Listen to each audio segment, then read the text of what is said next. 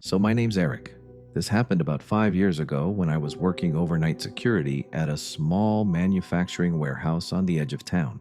It wasn't some high tech place with badge scanners and armed guards. It was literally just me, a desk, a couple cameras, and a coffee machine that barely worked. My shift was midnight to 8 a.m. Most nights were painfully boring. I'd sit in this tiny glass office near the loading dock, watching old reruns on my phone, occasionally doing patrols around the building so I didn't fall asleep. The warehouse sat at the end of a dead road. Past it was nothing but open fields and a thin tree line. It was quiet in a way that almost made your ears ring. Anyway, one night around 2:15 a.m., I heard something that didn't belong there. A car door, not in the parking lot, on the side of the building. That immediately put me on edge because the side entrance wasn't used after 6 p.m. and no deliveries were scheduled overnight.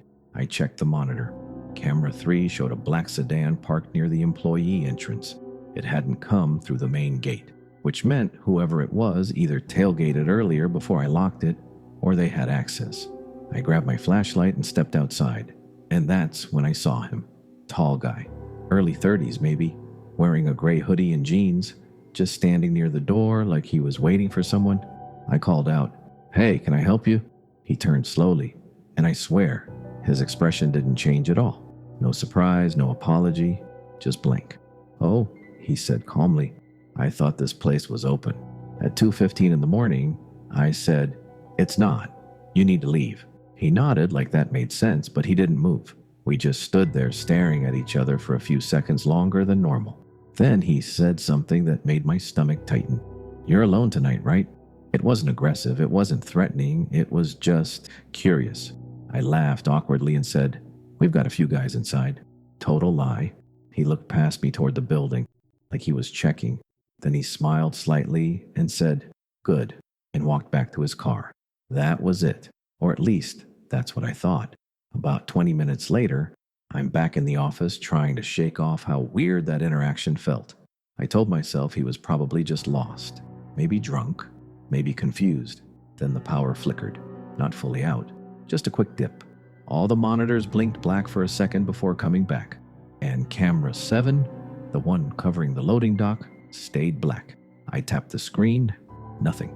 That camera had been glitchy before, so I didn't immediately panic.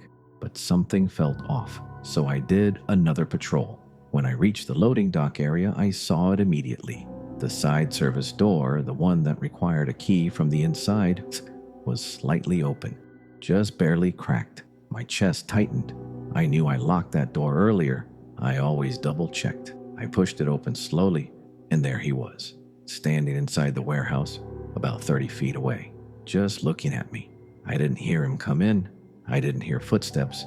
Nothing. For a second, neither of us moved. Then I said, louder this time, "You need to leave. Now." He tilted his head slightly. "I was just looking for someone." "At a warehouse at 3 a.m.? He shrugged. Then he took one slow step toward me. That's when my body finally caught up to my brain. I reached for my radio and said, "I'm calling the police." And he immediately stopped, like I hit pause on him.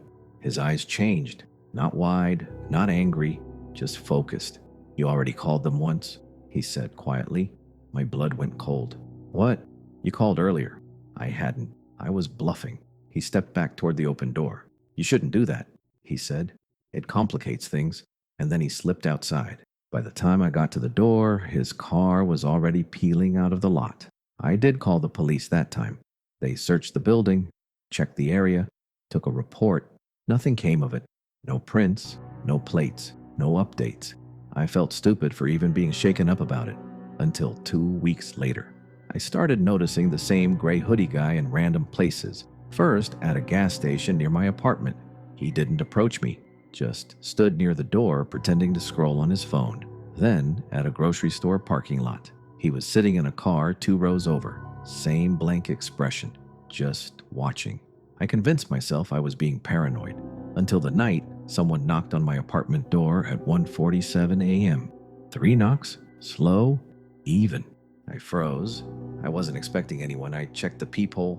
Nothing. I opened the door, just a crack. No one in the hallway. But taped to my door was a small piece of paper. It just said, Stop calling. That was it. No name, no threat. Just that. I never told anyone about that part. Not even the police. I quit the warehouse job the next day, moved out within a month. And here's the part that still bothers me. I never actually called the police the first time. Not until he was already inside the building. So, how did he know? And why did he think I had? I still don't know what he was looking for that night, or who he thought I was connected to. But I know one thing for sure. That wasn't some random guy wandering into the wrong building. He was checking something, or someone. And for a few weeks there, that someone was me.